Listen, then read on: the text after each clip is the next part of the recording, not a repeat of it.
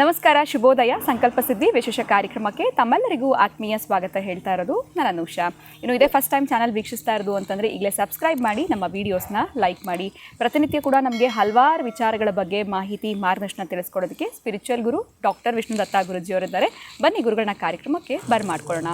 ನಮಸ್ತೆ ಗುರುಗಳೇ, ಶುಭೋದಯ. ಕಾರ್ಯಕ್ರಮಕ್ಕೆ ಆತ್ಮೀಯ ಸ್ವಾಗತ. ನೆನ್ನೆ ಸಂಚಿಕೆಯಲ್ಲಿ ನಮಗೆ ತಿಳಿಸ್ಕೊಟ್ರಿ 12 ವರ್ಷಕ್ಕೆ ಒಮ್ಮೆ ಎಲ್ಲೋ ಒಂದು ಕಡೆ 5 ಗ್ರಹಗಳು ಈಗ ಋಷಭ ರಾಶಿಗೆ ಬರ್ತಾ ಇದೆ ಜೂನ್ 6ನೇ ತಾರೀಕು ಅಂತ. 7 ರಾಶಿಗಳಿಗೆ ಕೆಡಕಿದೆ, ಇನ್ನು 5 ರಾಶಿಗಳಿಗೆ ಒಳತಾಗುತ್ತೆ ಅಂತ ಹೇಳಿದ್ರಿ. ಆ 7 ರಾಶಿಗಳಿಗೆ ಯಾವ್ಯಾವ ರೀತಿಯಾಗಿರುವಂಥ ಸಮಸ್ಯೆಗಳು ಬರುತ್ತೆ, ಹೇಗೆ ಪರಿಹಾರ ಮಾಡ್ಕೊಳ್ಳುವಂಥದ್ದು, ಇದ್ರ ಬಗ್ಗೆ ಮಾಹಿತಿನ ಇವತ್ತಿನ ಕಾರ್ಯಕ್ರಮದಲ್ಲಿ ವೀಕ್ಷಕರಿಗೆ ತಿಳಿಸ್ಕೊಡಿ. ಓಂ ವಿಶ್ವಸ್ಮೈ ನಮಃ. ಪ್ರೀತಿಯ ಬಂಧುಗಳೇ, ಈ ಪ್ರಕೃತಿ ನಾನೊಂದು ಸಲ ನಿಮಗೆ ಹೇಳಿದ್ದೀನಿ, ನಾವು ಮನೆಯಲ್ಲಿ ಒಂದು ಸಣ್ಣದಾಗಿ, ಒಂದು ಪುಟ್ಟದಾಗಿ ಒಂದು ಲಕ್ಷ್ಮಿನ ಇಟ್ಟುಕೊಂಡು ಪೂಜೆ ಮಾಡ್ತೀವಿ. ಅದೊಂದು ಫೋಟೋ ಆಗಿರ್ಬೋದು, ಕಳಶ ಆಗಿರಬಹುದು, ವಿಗ್ರಹ ಆಗಿರ್ಬೋದು. ಒಂದು ಸಣ್ಣ ವಿಗ್ರಹ ಅಂತ ತೆಗೆದುಕೊಳ್ಳೋಣ. ಆ ಸಣ್ಣ ವಿಗ್ರಹ, ಯಾಕೆಂದರೆ ನಾನು ಇದನ್ನು ಹೇಳಿದರೆ ಅರ್ಥ ಆಗುತ್ತೆ, ಇಲ್ಲಾಂದ್ರೆ ಎಲ್ಲೋ ಒಂದು ಕಡೆ ಭಯ ಪಡಿಸೋದು ಆ ಥರದ್ದೆಲ್ಲ ಅಂದ್ಕೊಳ್ತಾರೆ. ಅದಲ್ಲವೇ ಅಲ್ಲ. ಸೈನ್ಸ್ ನಾವು ಹೆಂಗೆ ತೊಗೊಳ್ತೀವಿ ಅಂತಂದರೆ, ಆ ಸಣ್ಣ ವಿಗ್ರಹ ಅಂತ ಏನಿದೆಯೋ ಆ ವಿಗ್ರಹಕ್ಕೆ ನೀವು ಮನೆಯಲ್ಲಿ 2 ದೀಪ ಇಡ್ತೀರಿ. ಹೌದು ಹೌದು 2 ದೀಪ ಇರುತ್ತೆ. 2 ದೀಪ ಕೂಡ ಬೆಳಗ್ತಾ ಇರುತ್ತೆ.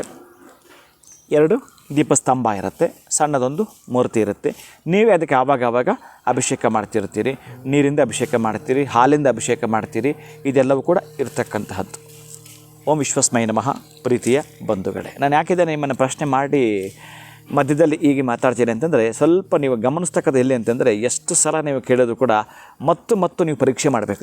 ಗುರುಗಳು ಹೇಳ್ತಾರೆ ಕರೆಕ್ಟೇನಾ, ಬಹುಶಃ ಇದು ನಾನು ಕೇಳಲ್ಲ, ಇದು ನನಗೆ ಅಪ್ಲೈ ಆಗುತ್ತಾ, ನಂದು ಏನಾದರೂ ಒಂದು ಈ ಮಾರ್ಗದರ್ಶನ ತೆಗೆದುಕೊಂಡು ನನ್ನ ದೊಡ್ಡದಾಗಿರ್ತಕ್ಕಂಥ ಉನ್ನತ ಮಟ್ಟದವಾಗಿರ್ತಕ್ಕಂತಹದ್ದನ್ನು ಪಡೆದುಕೊಳ್ಬೋದಾ, ನನ್ನದೇ ಆಗಿರೋ ಒಂದು ಫ್ಯಾಷನನ್ನು ಡಿಸೈನ್ ಮಾಡ್ಕೊಳ್ಳೋಕ್ಕೆ ಸಾಧ್ಯ ಇದೆಯಾ, ನನ್ನ ವೃತ್ತಿಯಲ್ಲಿ ದೊಡ್ಡ ಮಟ್ಟಕ್ಕೆ ಬೆಳೀಲಿಕ್ಕೆ ಸಾಧ್ಯ ಆಗುತ್ತಾ, ಯಾರ್ಯಾರು ಬೆಳೆದಿದ್ದಾರೆ, ಬಟ್ ಅವರವರಿಗೆ ಸಂಬಂಧಪಟ್ಟ ಯೋಗಗಳನ್ನು ಪಡೆದುಕೊಳ್ಳೋದು ಹೇಗೆ ಅನ್ನಲಿಕ್ಕೆ ನಾನು ನಿಮ್ಗೆ ಲಿಂಕ್ ಯಾಕೆ ಕೊಡ್ತಾ ಇದ್ದೀನಿ ಅಂತಂದರೆ, ಆ ಒಂದು ವಿಗ್ರಹಕ್ಕೆ ನೀವೇ ಅಭಿಷೇಕ ಮಾಡ್ತೀರಿ, ಆಮೇಲೆ ಗಂಟೆ ಹೊಡ್ತೀರಿ, ಮಂಗಳಾರತಿ ಮಾಡ್ತೀರಿ, ನಮಸ್ಕಾರ ಮಾಡ್ತೀರಿ, ಅಥವಾ ನೈವೇದ್ಯ ಏನೋ ಒಂದು ಮಾಡ್ತೀರಿ. ಇಷ್ಟೆಲ್ಲ ಮಾಡ್ತೀರಲ್ಲ, ಒಟ್ಟಾರೆ ಏನೋ ಒಂದು ಮನೆಯಲ್ಲಿದ್ದು ಜರುಗುತ್ತೆ. ಪ್ರತಿನಿತ್ಯ ಧೂಪ ದೀಪ ನೈವೇದ್ಯ ನೀರಾಜನ ನಡೆಯುವಂಥದ್ದೇ.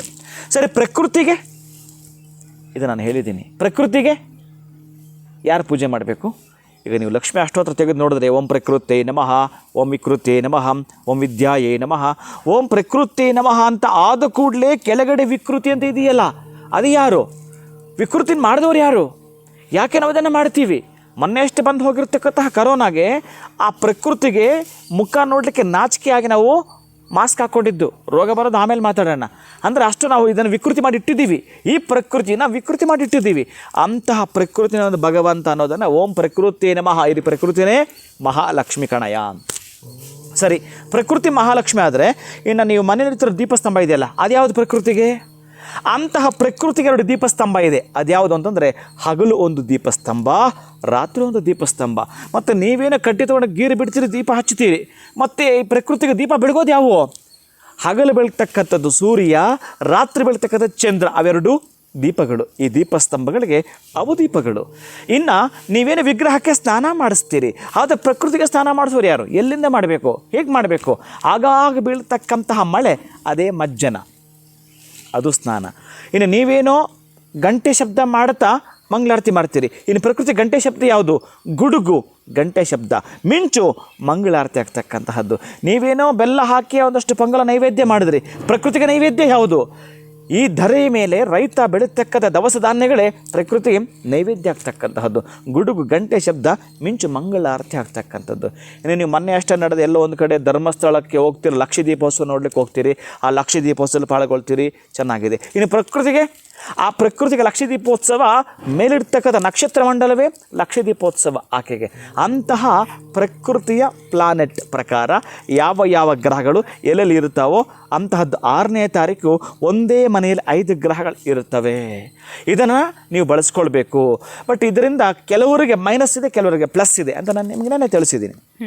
ಅಂಥದ್ರಲ್ಲಿ ಆ ಪ್ಲಸ್ಸು ಮೈನಸ್ಸನ್ನು ಮಾತಾಡಲಿ ಅಂತಂದರೆ, ವಿಶೇಷವಾಗಿ ನೀವು ಗಮನಿಸಲೇಬೇಕಾಗಿರ್ತಕ್ಕಂಥದ್ದು, ವೃಷಭ ರಾಶಿಯಲ್ಲಿ ಈ 5 ಗ್ರಹಗಳು ಕೂಟವನ್ನು ಸೇರಿರ್ತಕ್ಕಂಥದ್ದು. ಕೂಟವೇ ಅಂತಂದರೆ ಸೇರೋ ಅಂಥದ್ದು ಅಂತ 5 ಗ್ರಹಗಳು ಇರುತ್ತವೆ ಇಲ್ಲಿ. ಹಾಗಾಗಿ ದೊಡ್ಡ ಮಟ್ಟದ ಮೈನಸ್ ಹೌದು, ದೊಡ್ಡ ಮಟ್ಟದ ಪ್ಲಸ್ ಹೌದು. ಯಾರು ಯಾವುದನ್ನು ಬಳಸ್ಕೊಳ್ತೀವೋ ಹಾಗೆ ಇರತಕ್ಕಂಥದ್ದು. ಈಗ ಅಣುಬಾಂಬು ಕಂಡುಹಿಡಿದಿದ್ದಾರಮ್ಮ, ಅದರಿಂದ ಪ್ಲಸ್ಸು ಇದೆ ಮೈನಸ್ ಇದೆ. ನಮ್ಮ ಶತ್ರು ರಾಷ್ಟ್ರಗಳ ಮೇಲೆ ಎರಗಲಿಕ್ಕೆ ಇರತಕ್ಕಂಥದ್ದು.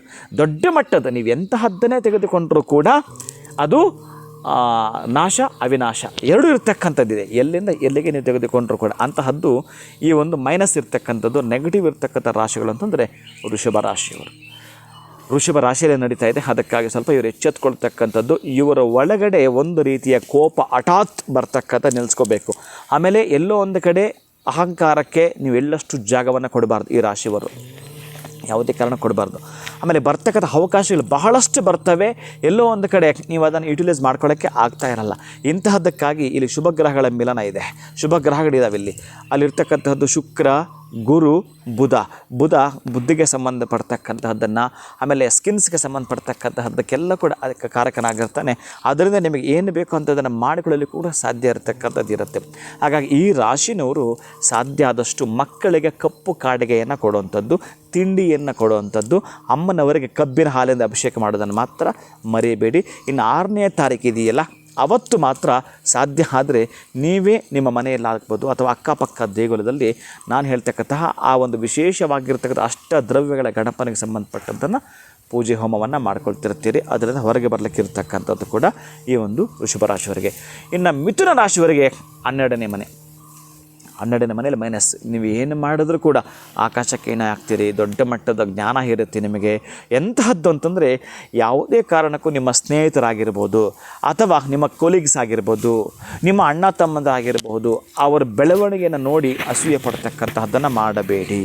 ಇನ್ನೂ ಸಾಧ್ಯವಾದರೆ ನೀವೇನಂತಂದರೆ ಈ ವಿಶೇಷವಾಗಿ ಶ್ವೇತವರ್ಣವಾಗಿರತಕ್ಕಂತಹದ್ದು ಕುದುರೆ ಏನಿದೆಯೋ ಅದಕ್ಕೆ ನೀವು ಹುರುಳಿಕಾಳು ಮೊಳಕೆ ಬಂದಿರತಕ್ಕಂಥದ್ದನ್ನು ಕೊಡುವಂಥದ್ದನ್ನು ಈ 6 ದಿನಗಳ ಸಮಯ ಏನಿರುತ್ತೆ ನಿಮಗೆ ಅಷ್ಟು ತನಕ ಕೊಡ್ತಕ್ಕಂಥದ್ದನ್ನು ಮಾಡ್ಕೊಳ್ತೀರಿ.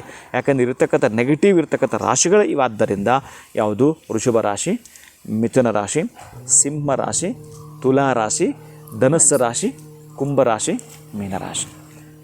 ಇಷ್ಟಿರ್ತಕ್ಕಂಥದ್ದು. ಈ ಇಷ್ಟು ಮೈನಸ್ ಇರ್ತಕ್ಕಂಥವ್ರು ಏನು ಮಾಡ್ಕೊಳ್ಬೇಕು ಅಂತಂದರೆ, ಆದರೆ ಕೆಟ್ಟ ಫಲ ನಾನು ಪ್ರತಿಯೊಂದು ಗ್ರಹ ಕೇಳ್ಕೊಳ್ತಾ ಹೋಗ್ತಾರೆ, ಬಹಳ ಟೈಮ್ ತೊಗೊಳ್ತಕ್ಕಂಥದ್ದು.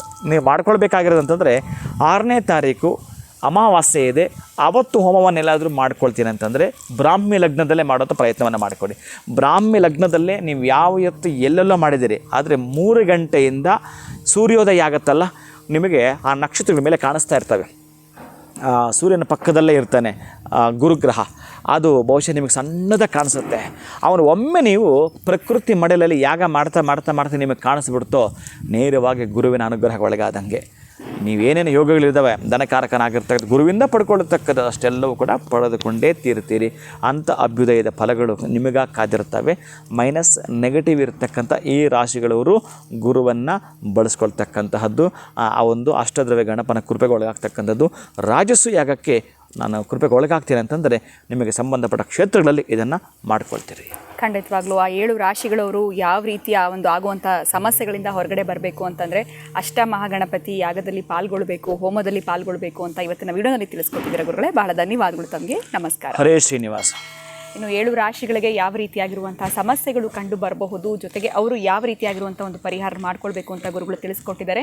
ಇನ್ನು ಜೂನ್ 6ನೇ ತಾರೀಕು ನಡೀತಾ ಇರುವಂಥ ವಿಶೇಷವಾಗಿರುವಂಥ ಅಷ್ಟದ್ರವ್ಯ ಮಹಾಗಣಪತಿ ಹೋಮದಲ್ಲಿ ನೀವು ಕೂಡ ಪಾಲ್ಗೊಳ್ಳೋದಕ್ಕೆ ಅವಕಾಶ ಇರುತ್ತೆ. ಇದರ ಬಗ್ಗೆ ಹೆಚ್ಚಿನ ಮಾಹಿತಿ ಪಡೆದುಕೊಳ್ಬೇಕು ಅಂತಂದರೆ ಸ್ಕ್ರೀನ್ ಮೇಲೆ ನಿಮಗೆ ಸಂಖ್ಯೆಗಳು ಬರ್ತಾ ಇದೆ, ಈಗಲೇ ಕರೆ ಮಾಡಿ ಅದ್ರ ಬಗ್ಗೆ ಹೆಚ್ಚಿನ ಮಾಹಿತಿನ ಪಡೆದುಕೊಳ್ಳಿ ಅಂತ ಹೇಳ್ತಾ ಇವತ್ತಿನ ವಿಡಿಯೋನ ಮುಗಿಸುವಂಥ ಸಮಯ ಆಗಿದೆ. ಮುಂದಿನ ಸಂಚಿಕೆಯಲ್ಲಿ ಮತ್ತೊಂದು ಹೊಸ ವಿಷಯದೊಂದಿಗೆ ತಮ್ಮನ್ನು ಭೇಟಿ ಮಾಡ್ತೀನಿ. ನಮಸ್ಕಾರ.